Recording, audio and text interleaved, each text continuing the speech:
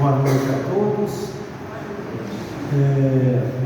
Hoje nós estamos trazendo aqui um tema, e esse tema trata-se de uma cura de Jesus, a cura do paralítico de Cafarnaum.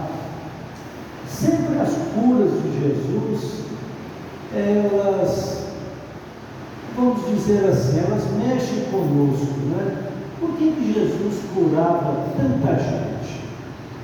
E algum tempo atrás, eu fiquei pensando, conversando com algumas pessoas, e muitos me respondiam assim: Jesus promovia suas curas objetivando chamar a atenção das pessoas para o novo ministério que ele iria implantar aqui na terra. Mas eu nunca me satisfiz muito com essa resposta, não, por dois motivos. Primeiro, eu sempre pensei assim: será que Jesus estava fazendo marketing com a doença dos outros? Está usando a doença dos outros para chamar a atenção dele? E isso a gente percebe de cara que não é verdade, né? E a segunda coisa que eu também trouxe a meditação foi que todos os que Jesus curou, eles morreram depois. Curou o cego, o Bartimeu, ele morreu depois.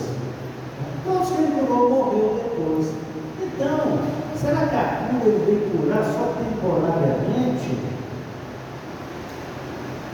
Então a gente fica imaginando, ela devia ter alguma coisa grandiosa, né? Muito grandiosa, não seria tão simples assim, né? Porque com a divindade de Jesus, ele conseguia, com apenas um passe magnético, a palavra, as simples presenças, curar muitos corações, né?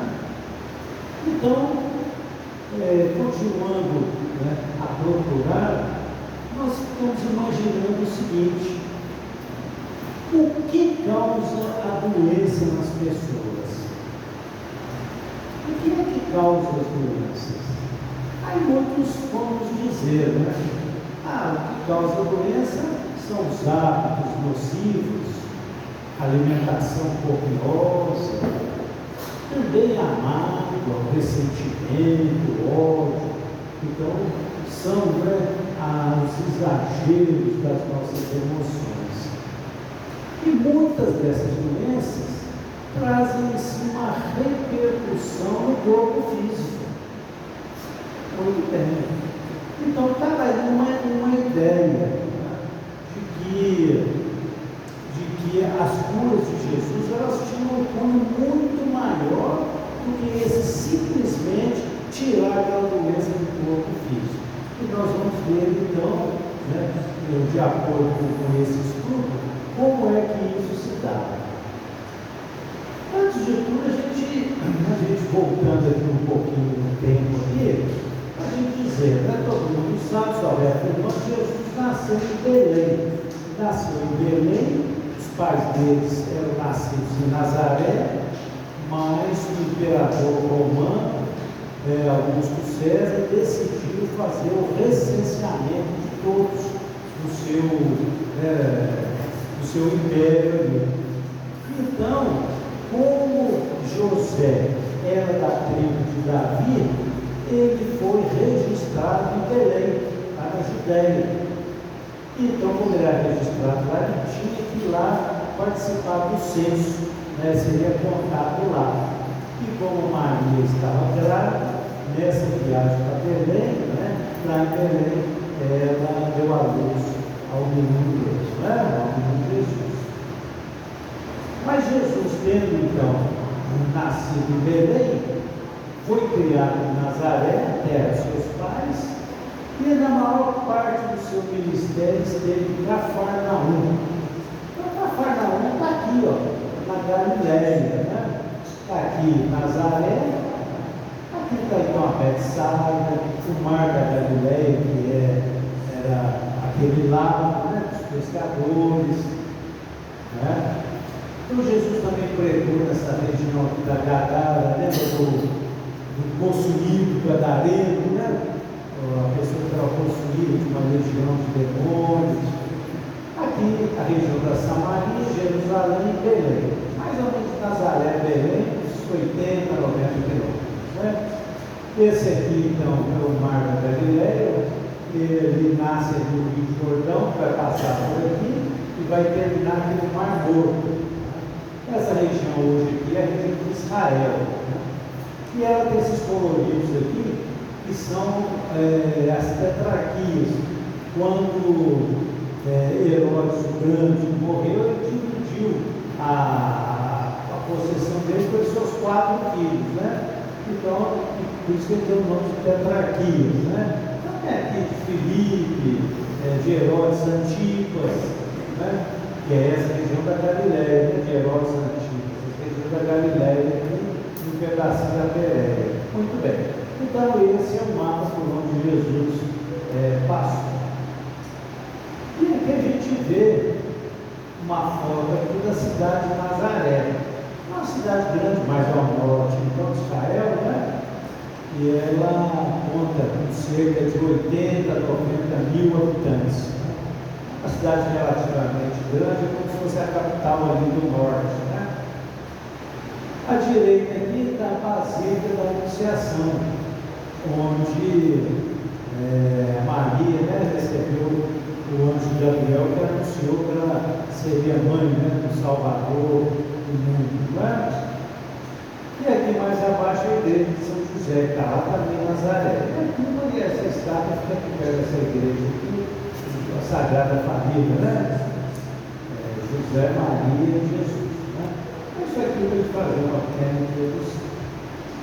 Agora aqui eu fiz uma relação das curas de Jesus aqui. Eu li mais essas 24, mas tem 26 a 30, outros 5 a 30, outros 5, mas é mais ou menos por volta de umas 30 curas, né? E nós vamos aqui ver essa aqui, a cura do paralítico trazido pelo telhado, que está no Evangelho de Mateus, de Marcos e de Lucas, né? Os evangelhos sinópticos, né?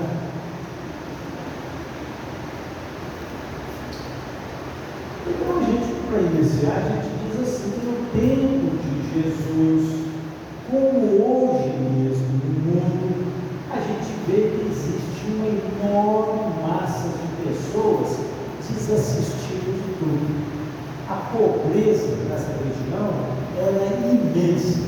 As pessoas doentes, com diversas deficiências, né? Esqueléticos, mendigando, passando fome. Era esse o tempo de Jesus.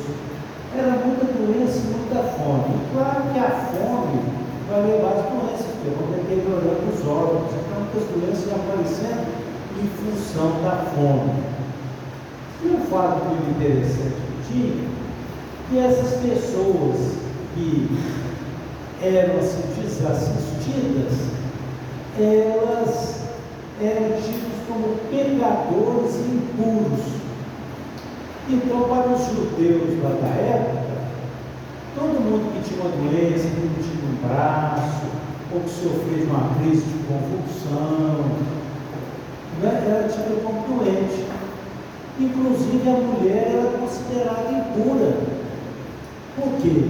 Porque ela menstruava, ele não podia se tocar no sangue de forma nenhuma. Se o judeu tocasse no sangue, tinha que ficar 40 dias sem nem ao menos poder ir na sinagoga.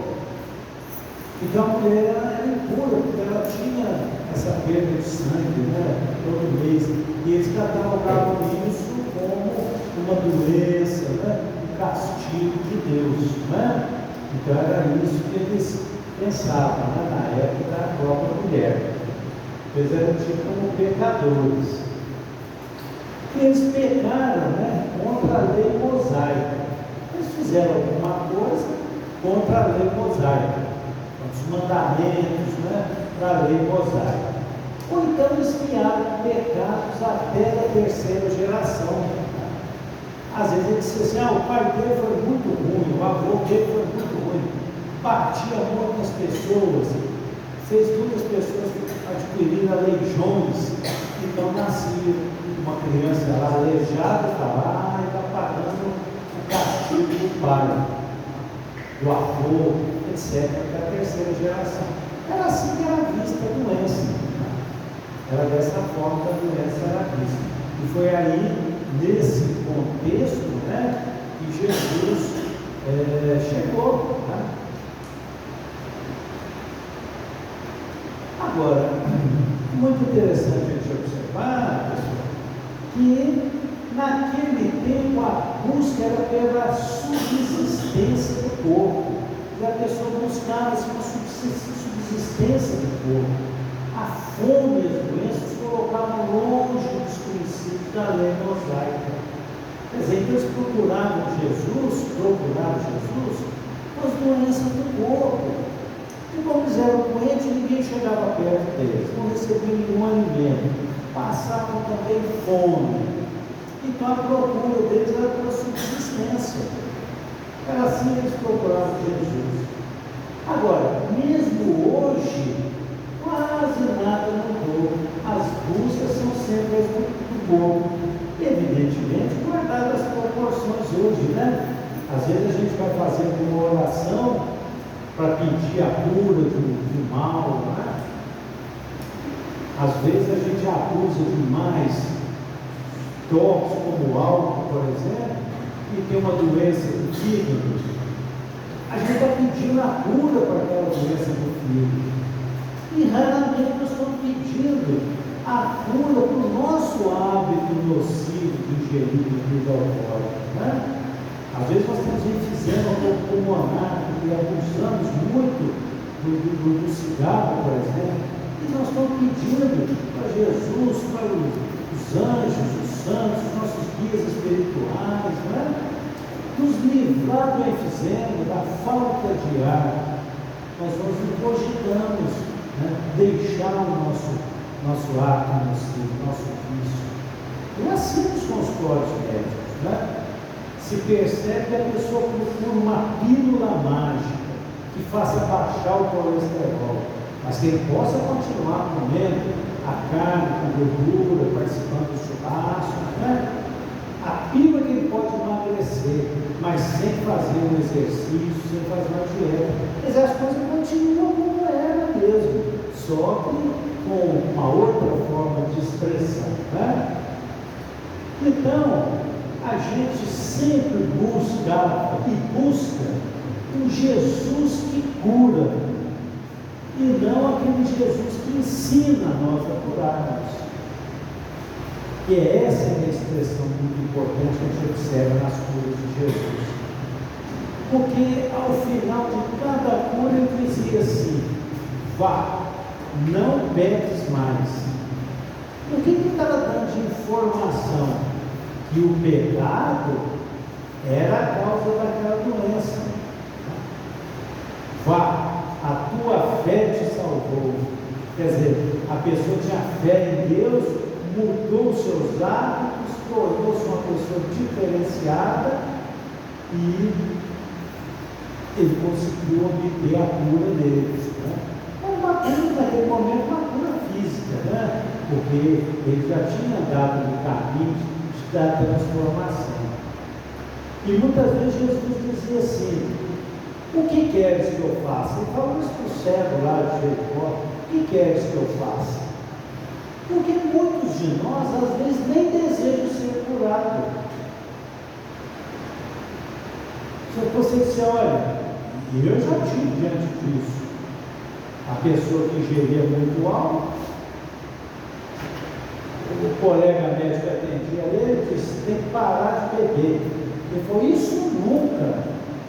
A minha profissão é provar álcool. Ele era um provador de cerveja de uma grande companhia que existia no Brasil. Eu não queria parar de beber, porque às vezes a pessoa não quer curar. Conta-se uma história de que um certo cidadão passando por uma rodovia, ele parou no posto de gasolina para abastecer o seu automóvel. E aí, quando ele parou o carro na bomba, o frentista veio para colocar o combustível, ele viu viu um cachorro latindo muito, uivando muito lá. Aí quando colocava a gasolina, ele entrou lá, foi ao banheiro, foi fazer um lanche rápido, alguma coisa assim, daí uns 10, 15 minutos ele voltou. E o cachorro continuava lá uivando, triste. E ele falou assim para o frentista: moço, por que esse cachorro está uivando tanto assim? Aí o frentista falou: olha, é porque ele está deitado em cima de um prego. Aí, você está brincando comigo? Ele está deitado em cima de um prego? Ele está uivando por causa disso. Eu falei: então, por que ele não levanta então? Aí ele falou: olha, está doendo até o ponto de ele uivar, mas ainda não doeu o suficiente para ele levantar. Compreendeu essa visão? Às vezes a gente tem alguma doença, a gente deseja se livrar da doença, falamos muito: eu sofro disso, sofro daquilo, conto uma grande história para todo mundo, né? Mas você não quer curar, porque aquela doença é como uma bengala para você está ganhando, né? Não posso trabalhar, não vou viver de benefícios, vou encostar na previdência. Você não quer curar. Tudo bem. Então, a gente vê mesmo nas casas espíritas, e se pode comprovar com facilidade, que com frequência nós vemos filho enorme para receber passe, para receber água fluidificada, no dia que é distribuído cesta básica, né? Tudo que tem aí, bazar, data festiva, tem fila para tudo. Às vezes você vai, tem as festas juninas, benefício, está cheio de gente lá. Mas o que acontece? Mas são pequenos os grupos para estudar a doutrina espírita. Às vezes se monta 3 salas para fazer um estudo do Evangelho, para dividir em grupos de 30, cabe um grupo apenas, porque não tem pessoas para ir. Curso para passista, estudo do Evangelho, raramente a pessoa quer tomar água purificada, tomar o passe e ficar na expectativa da sua cura física. Ele quer curar o físico dele, porque está doendo, não é? Então ele não quer buscar a sua cura interior. E aí a gente vê, podemos dizer, se busca a cura do corpo, mas não se busca a cura da alma. E o Emmanuel, no livro Religião dos Espíritos, ele tem um texto muito bonito. Esse texto fala sobre os acidentados da alma. A gente, quando vê um acidente, às vezes até a gente está passando na rua, o trânsito vai ficando muito devagar, o trânsito um pouco agarrado, e a gente percebe, quando a gente vê lá do outro lado um acidente, todo mundo para ver, né? Coitado de fulano, aquele motoqueiro caído, aquela bicicleta, bateu de frente, aí caiu o SAMU, enfim, aqueles ali são os acidentados do corpo físico, né? Então ali alguém vai chamar o serviço, né, do SAMU, médico, paramédico, eles vão cuidar ali daquelas fraturas, daqueles machucados, com todo cuidado, com todo zelo, né? Levar no hospital mais próximo. Mas o que nós não vemos são os acidentados da alma, aqueles que têm fraturas na alma, aqueles que têm ferida na alma. Esse nós não vemos. Sabe por quê? Porque muitas pessoas têm, né, defeitos, doenças na alma, mas basta chegar em casa, tomar um banho, colocar uma roupa bonita, jogar um perfume e sair para a rua. Todo mundo acha que é uma pessoa de bem, uma pessoa de boa, não percebe nada, porque nós não vemos, né, a alma da pessoa, nós vemos o físico da pessoa. Esse físico, né, nós vemos notícia, mas não a alma. Então a gente não sabe o que está acontecendo por dentro, mas são verdadeiros acidentados da alma, são doenças da alma. E no outro ponto, né, o Emmanuel também nos diz que nós somos enfermos da alma e nós somos cadastrados, catalogados no plano espiritual superior, lá onde benfeitores e instrutores, né, cuidam da nossa ficha. Então nós não estamos aqui no mundo jogados, não, nós somos assistidos. Nós somos assistidos. Então, tudo que nos acontece está catalogado. E por que fala benfeitores? Benfeitores, porque nós precisamos muito da misericórdia de Deus. Nós somos pessoas necessitadas, né, desse carinho, dessa luz, né, desse apoio que vem dessa misericórdia divina. E por que instrutores? Porque são aqueles que vêm nos ensinar, como Emmanuel, Bezerra de Menezes, Chico Xavier, Divaldo Franco. Então somos instrutores encaminhados por Deus para nos dar lições, nos ensinar. Então nós somos tutelados por benfeitores e por instrutores do plano, né, espiritual superior. E isso Emmanuel está dizendo isso. Então ele diz que nós somos sofredores da alma, e isso nós não vemos.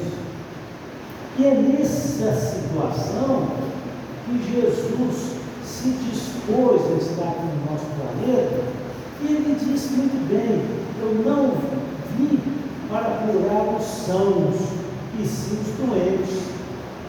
Então muitos de nós pensam que os sãos que ele falava eram os fariseus, aqueles que se julgavam sãos. Não, os fariseus eram doentes também. Os sãos são aqueles que já adquiriram, né, valores, virtudes muito acentuadas, já não precisam mais de serem curados, são anjos, né, já estão em esferas superiores. Então Jesus não veio para esses, ele veio para os doentes. Doentes por quê? Doentes da alma. Então ele veio fazer um projeto, uma proposta de nos modificar para que nós possamos curar a nossa alma. Então não importa o corpo físico.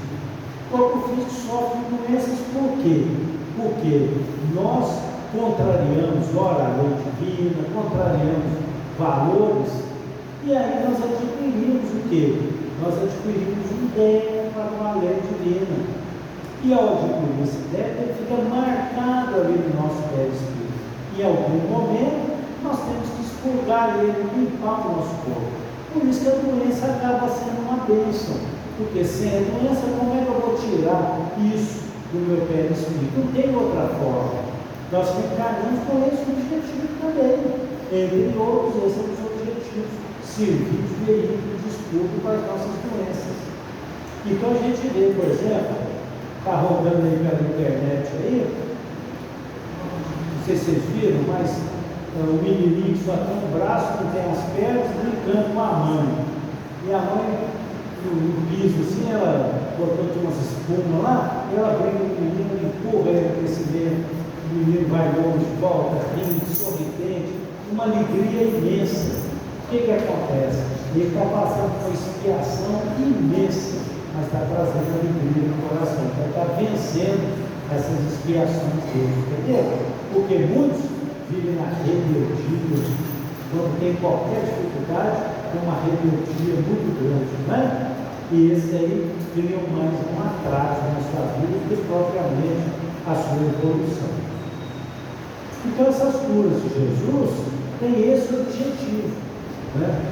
Esse objetivo, então, de resgatar os valores, né, da nossa alma. Então, antes da cura, em alguns casos, Jesus perguntava, né, o que queres que eu faça? Então, o cego respondeu, eu quero voltar a enxergar. Quero voltar a enxergar. Então, Jesus, né, o curou da cegueira. E ele, Bartimeu, seguiu, passou a seguir Jesus.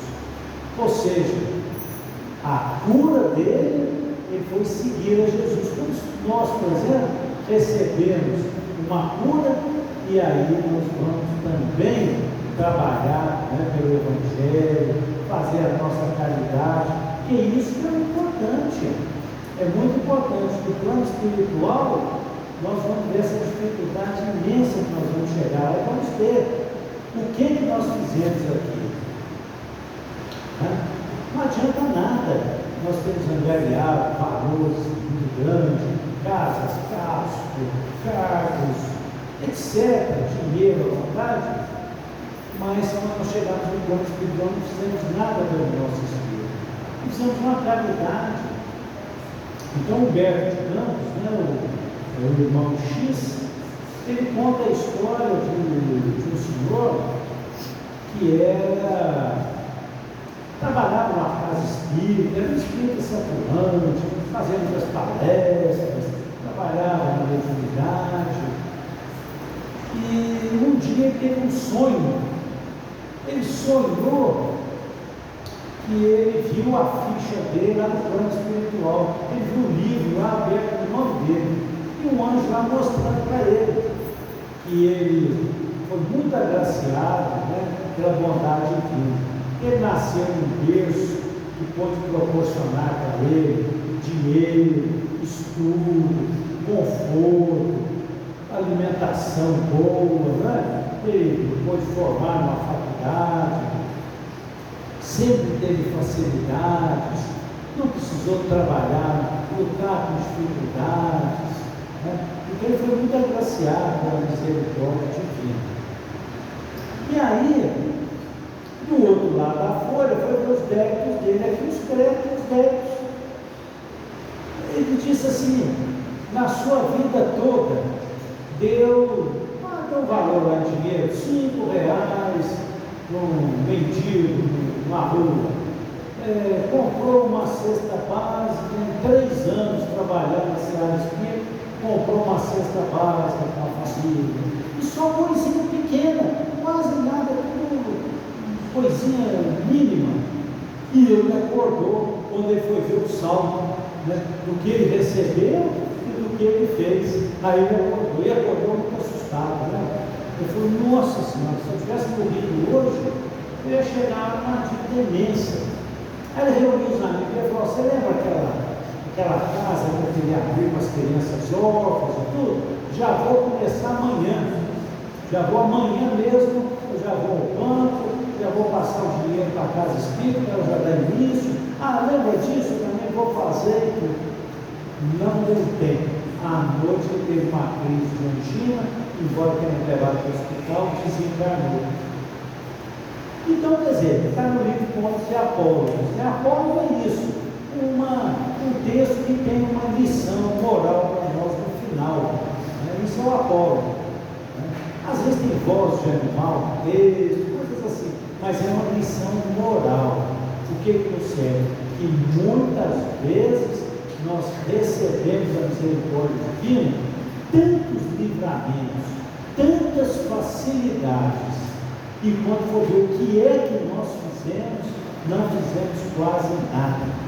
Muitas vezes a casa espírita luta com dificuldade, nós não ajudamos às vezes nosso familiar que tem problema, não ajudamos pessoas na rua, não dou dinheiro na rua, não, você está fazendo um bando de vagabundos aqui.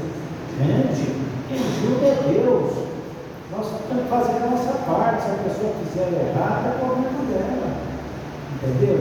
Então essas lições são muito pertinentes para a nossa existência. Já pensar muito nisso.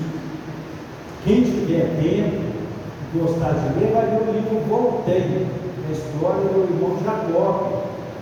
O Chico Xavier psicografou a vida dele, desde o desencarne dele, quando ele chegou no plano espiritual. E olha que o irmão Jacó, aqui na terra do Frederico Fittner, né? Ele era um homem de negócios, ajudava demais, era caridoso, chegou a ser vice-presidente da Federação Espírita Brasileira. Olha a dificuldade que ele teve lá e os porquês, quais as razões que ele chegou lá dessa forma. Foi ajudado, sim, mas tem muita dificuldade. Então é bom às vezes a gente ler para formar para nós esses conceitos. Muito bem. Após a fome, Jesus sempre dizia: vá, a tua fé te salvou. Ou então ele dizia: vá, não peques mais. Então você vê o verbo que Jesus usava: salvar. O que é salvar? É colocar a gente de volta à vida. Isso é salvar, né? Às vezes você está no barco lá, o barco vira, alguém cai, não sabe nadar, aí você salva ele, quer dizer, você evitou que ele morresse, deu a ele a oportunidade de seguir o curso da sua vida. Né? E o pecado, o que é o pecado? Eu não vou falar das etimologias da latina, grego, mas pecado, no final das contas, significa errar o alvo. Vem dessas etimologias do grego, errar o alvo.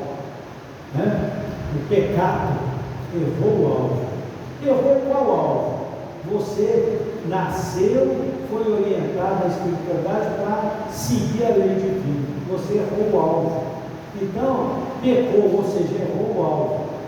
Então, quando ele diz: vá, não peques, mais o que ele está dizendo: passe a acertar o alvo, não erres mais, para que não te aconteça coisa pior. Exatamente, se eu erro o alvo, peco, e vai acontecer coisa pior, doenças, dificuldades de toda hora. Entendeu? Muito bem.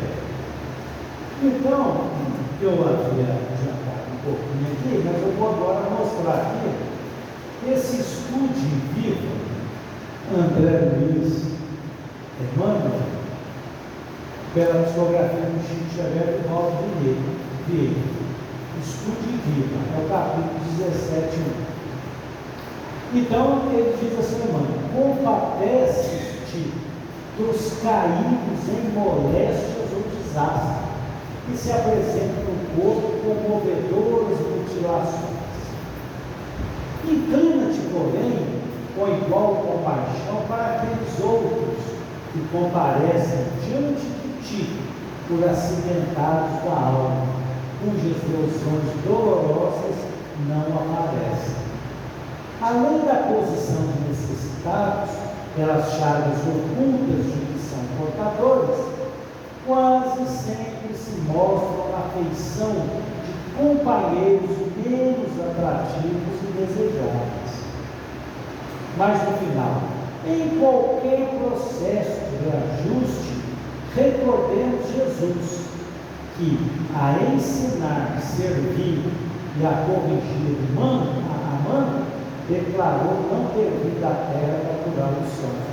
Quer dizer, ele veio aqui por nós, que somos todos doentes da alma. E ele, como Jesus fazia, né? Corrigia a mão. Nós nunca vimos ele tratar mal a ninguém, né? E ensinava a servir, quer dizer, ele servia, ele fazia. Então ele ensinava servindo, né? E corrigia a mão. Então eles são os acidentados da alma. Então imaginar, todos nós somos acidentados da alma, com raríssimas exceções, né? Passagem pelo planeta, né? Mas somos todos acidentados da alma. Então,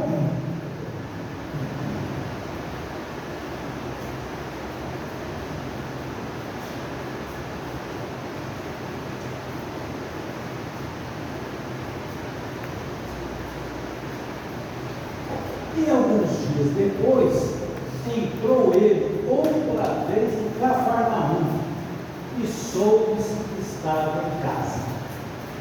Então Jesus, nas suas andanças, um determinado dia, entrou novamente em Cafarnaum. Era em meio de uma cidade, mas sempre voltava em Cafarnaum. E soube-se que ele estava em casa. E sabendo que ele estava em casa, era uma multidão de pessoas que já iam procurar Jesus. Precisavam, né, do seu aconchego, do seu amor, da sua vibração, do seu magnetismo, da sua misericórdia, né? logo se ajuntaram tantos que nem ainda nos lugares junto à porta eles cabiam e anunciavam-lhes a palavra. Então era tanta gente que mesmo assim, próximo à porta, não cabia gente. A porta ali estava cheia, em volta, quer dizer, era gente mais querendo ouvir essas palavras de Jesus. Né? Ele, muitas coisas registradas nos evangelhos, né? Mas muitas coisas não foram registradas. Mas tinha muita gente ouvir aquelas palavras. Então, como eu disse, eram pessoas sofridas, né? Pessoas, né, angustiadas, pessoas torturadas pela fome, pela doença, pela situação social daquela época. Né? Então eles iam buscar, né, uma espécie de refrigério nessas palavras de Jesus. Então eles enchiam toda a volta da casa onde estava Jesus. E aí, um determinado dia, vieram ter com ele, conduzindo o paralítico, trazido do quarto. Então, numa dessas idas de Jesus a Cafarnaum, chegaram lá 4 homens trazendo um paralítico no seu leito. E era desse jeito mesmo que os paralíticos andavam. Isso estava em casa, né? Hoje tem às vezes o conforto de uma cadeira de rodas, né? Que dá um pouquinho de autonomia àquele que tem a paralisia, né? Mas naquele tempo não, era uma cama mesmo, não tinha rodas, só tinha que ser carregado mesmo. Né? E aí chegaram esses 4 lá. É interessante, né, que a gente vê, quando a gente vai olhar, o 4 é um número muito simbólico, né? É o número que a gente diz do auxílio, né? O número da paz, o número da ajuda, né?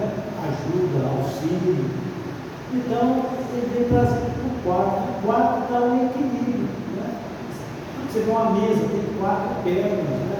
Cadeira tem 4 pernas. O 4 é de equilíbrio. Então, vieram trazendo esse paralítico. E ele, né, buscou essa cura por quê? Em primeiro lugar, porque ele tinha vontade de ser curado. E Jesus sabia, nem todos queriam ser curados. Por isso que ele perguntava: o que queres que eu faça? Deve ter muitas pessoas que às vezes nem falavam que queria ser curado, né? Ou muitas vezes nem procuravam Jesus para ser curado. Mas ele tinha vontade de ser curado, era uma vontade muito grande. E também tinha uma qualidade interessante: merecia o apoio dos amigos. Porque muitas vezes a gente também às vezes nem merece esse apoio. Não vou levá-lo, né? Então, esse, por exemplo, merecia o apoio dos amigos, esses 4 amigos. Depois também, ele enfrentava, ele tinha capacidade, enfrentou muitas dificuldades, quais sejam, né? Imagina naquela época uma pessoa paralítica. Já ser paralítico hoje, está acamado, já é uma dificuldade muito grande. Imagina para aquela época, né? Quantas dificuldades ele passou. E não só as dificuldades de ordem física, mas também as dificuldades, né, de ordem social, o estigma que ele tinha.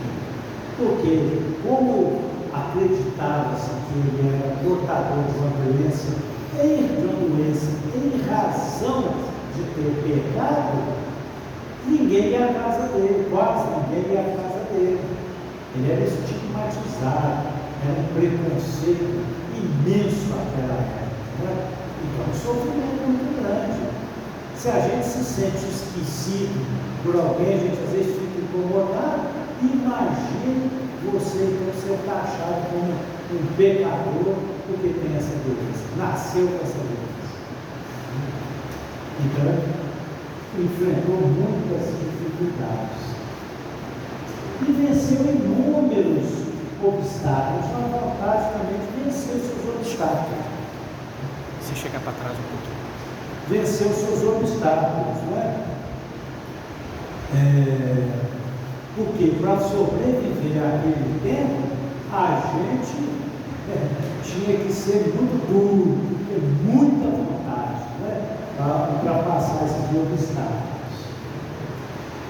E ele recebeu por tudo isso a bênção da cura, né, por Jesus. Ele foi abençoado com essa cura. E dele Jesus deu também uma lição nos escribas, os fariseus que estavam lá dentro da casa de Jesus. Se não, vejamos, quem era o paralítico? A gente vai abrir, a gente não encontra quem era o paralítico, né? Mas nós sabemos que era o Espírito em expiação, um resgate de erros praticado contra a lei divina. Então, toda expiação, essas doenças mais graves, essas doenças que cursam inúmeras dificuldades, são as chamadas expiações. Então, são aquelas que estão demandando um reajuste para com a lei divina. E a gente pode ter, né, afrontado a lei divina, às vezes em tempos muito pretéritos, né? Às vezes nós nem sabemos. Mas uma coisa é certa, quando chega a hora que nós tivermos condição de passarmos por uma expiação, aí nós temos condição de receber essa expiação. Porque Deus não vai dar para nós um fardo pesado, um fardo que nós não conseguimos carregar. Então, quando chega a hora da expiação, chegou o momento correto. Mas nós vamos vencer essa nossa expiação se nós aceitarmos a ela e nós não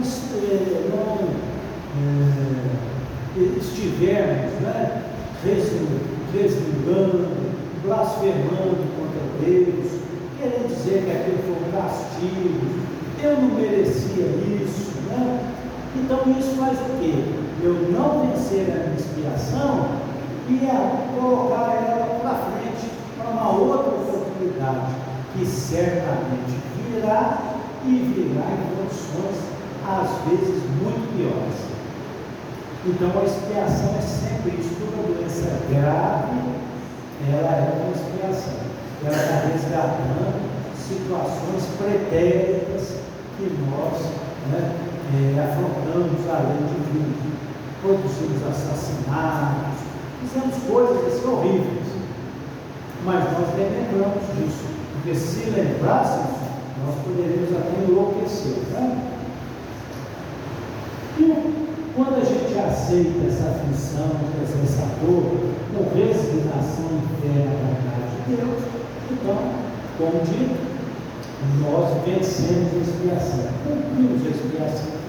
Mas não é muito comum, não. O André Luiz diz que muitos vêm aqui à Terra para cumprir, né, o seu cargo, as suas missões, e só 25% conseguem cumprir com êxito. Uns 40% cumprem uma parte, ou seja, mais ou menos. E o restante acaba piorado. Ele onera-se muito mais. Então, quando você vê o livro dos mensageiros, já vê que muitos são preparados para vir aqui em missão, e muitas vezes a missão, a mediunidade, e quando chega aqui, a pessoa se complica, acaba não cumprindo aquela missão e volta para o plano espiritual piorado, né? Então, só 25% acabam, né, cumprindo a missão dele. Agora, murmurar e acreditar-se vítima de uma injustiça ou castigo, claro, vai prolongar a expiação, porque eu vou acabar não vencendo, né, e vou protelar uma outra oportunidade. Agora, independente do tipo de enfermidade, a cura só se concretiza com a superação dos obstáculos, multidão de desafios, decepções, angústias, mágoas. E isso é muito importante, porque muitas vezes nós temos alguma doença e nós gostamos, né, de terceirizar a culpa para outras pessoas. Ah, eu sofro isso por causa daquilo. Ah, eu sofro isso por causa dessa pessoa. Eu estou assim hoje, eu devo a fulano de tal. Entendeu?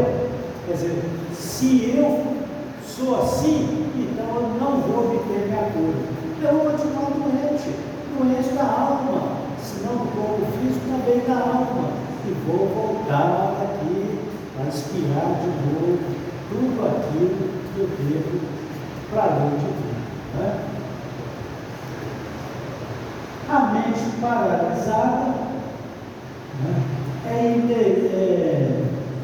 inacessível ao auxílio perante Jesus. O que é essa mente paralisada? A pessoa fica, o termo utilizado também, cristalizado. Ele só pensa em determinada situação. Só pensa em estar na farra, fazendo uso de bebida, prejudicando os outros, fazendo fofocas, etc. Então, esse tipo de pessoa tem a mente cristalizada. O que acontece? Não há como Jesus operar os amigos espirituais, o seu anjo guardião, não tem acesso. É como a sua casa mental estivesse fechada, você fechou a porta e ninguém entra. Só você e os seus pensamentos, né, relacionados às futilidades, às ilusões que o mundo material nos proporciona. Né? Subir ao telhado, nós vamos ver que ele não conseguia entrar na casa, porque toda aquela multidão em torno da casa impedia ele de entrar na casa. Então, essas multidões são exatamente esses valores. Às vezes você até quer ir na casa espírita, assistir uma palestra, tomar um passe, não vai hoje não. Pensa bem, vamos fazer isso, vamos fazer aqui, tem um grito de carnaval, não sei aonde, vamos lá, vamos para a casa espírita, o que você vai ganhar com isso? Tira a pessoa, né, do caminho certo. Por quê? Porque ela também não está interessada na casa espírita. Entendeu? Ela também não está interessada. Se ela estiver interessada, ela tem um compromisso, ela não vai se desviar desse caminho. Né? Então a gente tem que vencer essa multidão, né, de obstáculos, subir ao telhado, promover uma abertura mental e colocarmos em sintonia com o plano maior e nos libertar dessas cristalizações que nós estamos dizendo.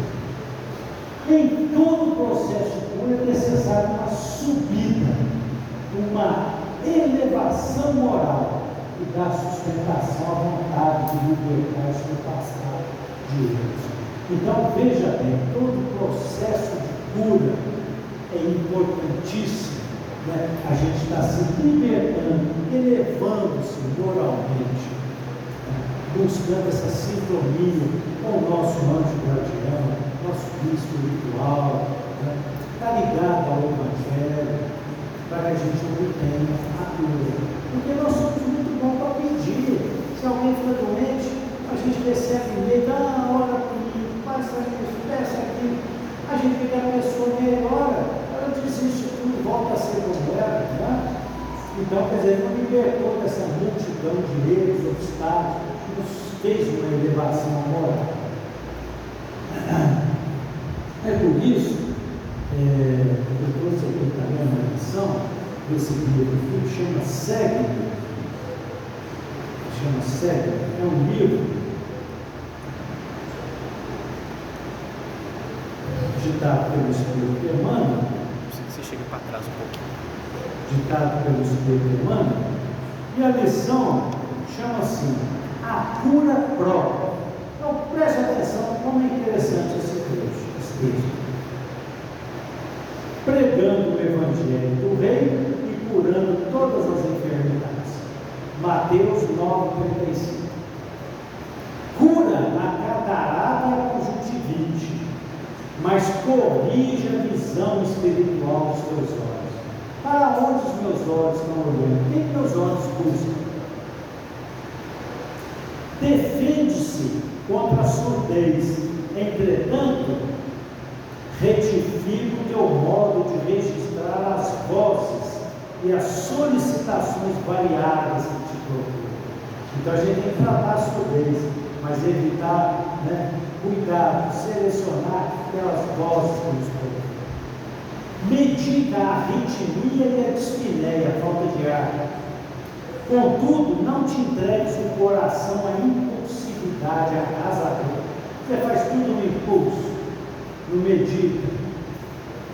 Combate a neurastenia e o esgotamento. No entanto, cuida de reajustar as emoções e as tendências. Qualquer coisa eu fico com raiva. Uma fechadinha no trânsito, eu buzino, xingo, grito. Percebe a gastralgia, dor de estômago, mas educa o apetite à mesa. Então a pessoa tem a dor de estômago, quer curar, mas quer comer também, um volume muito maior. Melhora as condições do sangue, mas não sobrecarregue o seu sangue com prazeres inferiores. Guerreia a hepatite. Entretanto, livra o fígado dos excessos em que te compraz. Desloca o reumatismo dos membros, reparando, porém, o que fazes com teus pés, braços e mãos. Eles vão curar o reumatismo, mas por onde anda? Meus braços, meus pés, o que eu faço com meus braços? Consagra-te a própria cura. Mas não esqueças, veja bem, não esqueças a pregação do reino divino aos teus órgãos. Eles são vivos e educáveis. Sem que o teu pensamento se purifique e sem que a tua vontade comande o barco do organismo para o bem, a intervenção dos remédios humanos não passará de medida em trânsito para a inutilidade. Então tem muitos que procuram o médico e falam: doutor, o remédio que me passou não adiantou nada. Ah, mas você está fazendo regime no inteiro? Ah, por enquanto eu não comecei. Você está fazendo isso e tal? Não, eu não comecei. Então, como é que a gente vai melhorar? Não é? Quer dizer, nós temos que fazer a nossa cura própria. Os nossos órgãos são educáveis. Como? Eu vou comer moderadamente, tudo é permitido. Paulo falava isso. Tudo me é lícito, porém nem tudo me convém. Então a gente cuidar do fígado, dos nossos reumatismos, tomar os remédios, mas a gente começar a observar o que é que nós estamos fazendo com os nossos órgãos. E não podendo se aproximar dele, de Jesus, por causa da multidão, o que eles fizeram? Descobriram o telhado onde estavam fazendo um buraco, baixaram o leito onde jazia paralítico. Então veja bem, aqueles 4 amigos, hoje eles entraram naquela casa onde estava Jesus. O paralítico queria ser curado. Então o que eles fizeram? Eles foram abrir um buraco no telhado e por lá descer. Uma coisa inusitada essa, né? Muito bem. Agora, o que movia esse paralítico a buscar Jesus? Primeiro, a fé dele, né? Porque ele disse: eu vou lá, Jesus vai me curar. Ele tinha fé. E lá está Mateus: buscar e achareis. Ver-se livre, né, daquelas dificuldades, daquelas limitações que já acompanhavam ele há muito tempo. Então, essa era a outra motivação.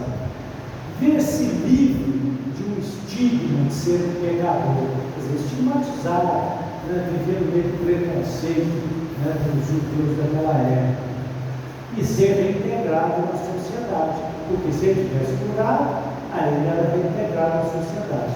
Muito bem, então o que Jesus fez? Jesus, vendo a fé de seu paralítico: filho, perdoados estão os teus pecados.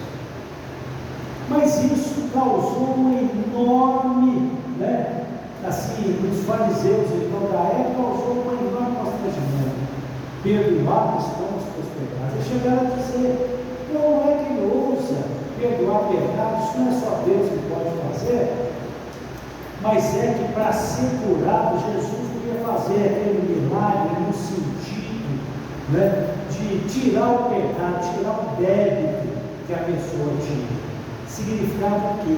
Que ele já tirou dele mesmo aqueles pecados, ele não tinha mais pecado a expiar. Então aquele cara não dele venceu, porque no momento que eu não tenho mais que pagar, vamos dizer, eu tenho uma dívida com o banco, paguei, eu não tenho mais contrato nenhum com o banco. Então, é como se fosse assim, a sua dívida já está perdoada, quer dizer, você não deve mais nada. É isso que Jesus quis dizer. Mas os fariseus não entenderam assim, eles pensaram que Jesus estava perdoando ele era um pecador, ele tinha pecado, porque ele era paralítico. Compreenderam? Muito bem. Porque o paralítico já havia expiado o seu pecado e, portanto, completou o ciclo do resgate. Ele não tinha mais necessidade do resgate. A bem dizer, ele fez uso das medicações prescritas por Jesus. Quais eram os medicamentos? A vigilância, para a gente não estar em erro, a oração, o perdão e a prática da caridade. Então, isso é fundamental. A oração, né? A prática da caridade, vigilância, perdão, etc. Então, eu já tinha feito tudo isso. Então, o que aconteceu? Ali estavam assentados alguns dos escribas que arrazoavam em seu coração, dizendo: o que diz isso, né, de Jesus? Assim, blasfêmias? Ora, quem pode perdoar pecados, senão Deus? E Jesus, conhecendo logo o seu espírito, que se arrazoavam entre si, lhes disse: por que arrazoais sobre essas coisas, sobre o vosso coração? Qual é mais fácil dizer ao paralítico: estão perdoados os teus pecados, ou levanta-te, toma o teu leito e anda? O que é mais fácil eu dizer? Levanta-te, toma o teu leito e anda. Ou então, perdoados são os teus pecados. Então, o que aconteceu? Ora, para que saibais que o Filho do Homem tem na terra poder para perdoar pecados, disse ao paralítico: a ti digo, levanta, toma o teu leito e vai para casa. Então, quer dizer, ele está dizendo ali que ele tinha poder para perdoar pecados, mas aquilo já não existia mais. Por quê? Porque se eu tenho ali uma marca do meu perispírito, que ainda devo resgatar, eu tenho, que eu falei, um pecado, um erro de alvo, uma afronta contra a lei divina. Então, ele não pode perdoar, porque isso eu tenho que pagar. Por isso, muitas vezes a gente perdoa os meus pecados. Mas não há como perdoar, o pecado é uma afronta. Não é Deus que está nos cobrando, é a lei divina. Eu devo para a lei divina. E Jesus disse isso também: não sairás daqui enquanto não pagar o último centavo, o último centavo. Está limpo. Muito bem. E ele levantou-se, tomando logo o leito, saiu em presença de todos, de sorte que todos se admiraram quando ficaram apenas dizendo: nunca tal vimos. Então, essa cura foi muito bonita, porque ele mostrou muitas coisas aqui para nós, mexeu com a gente. Tenho certeza que mexe com todos nós, porque nós vamos ter que meditar sobre isso, né? Vamos ter que ler, pegar lá o livro, a Bíblia, ler o Evangelho sobre o Espiritismo e fala sobre as aflições. Nesse paralítico ele chamava Natanael ben Elias. Aonde está isso? Porque a gente fala: onde você tirou isso, não tem na Bíblia. Está no livro O Pão Nosso, que é uma psicografia do Divaldo Franco, com a Amália Rodrigues. Natanael ben Elias é o paralítico da Cafarnaum. Após ser curado por Jesus, olha só, gente, reuniu-se com alguns amigos em um local onde havia devassidão de bebidas, comércio de mulheres, etc. Vários do livro. Amélia Rodrigues, na primícia do reino, conta que Jesus chorou ao ver esse quadro. O cego de Jericó, uma vez curado, passou a seguir Jesus. Nós, com qual nos parecemos? Ela fala que esse paralítico de Cafarnaum Ele foi para lugar de bebida, vinhos, porque ele queria, né, mostrar para aqueles que deixavam ele de lado, ignoravam ele, tinham preconceito contra ele, queria se vingar dessas pessoas. Por isso, ela encontra Jesus, Pedro encontrou Jesus perto do lado, sentado lá perto chorando, e perguntou para ele por que chorava, você tinha feito tantas coisas e tudo. Ele falou, não, estou vendo um quadro aqui, que na verdade a gente propiciou a cura, mas o mal vai voltar para onde eu. Então, essa daí é uma conclusão muito interessante. Bom, então nós vamos parar por aqui, mas como conclusão nós vamos levar para nós isso, que nós temos muitas deficiências na nossa alma. Nós somos acidentados da alma. Precisamos trabalhar as nossas deficiências. Lógico que nós não vamos sair dessa encarnação como santos, né? Mas nós vamos sair e vamos, né, ter outras encarnações, outras oportunidades de melhorando cada vez mais. Mas a gente tem que começar a trabalhar nisso, a oração, afastar de tudo aquilo, né, que nos compromete com a luz divina, trabalhar o Evangelho em nós, fazer luz dentro do nosso coração. Nós vamos sentir muita falta disso no plano espiritual.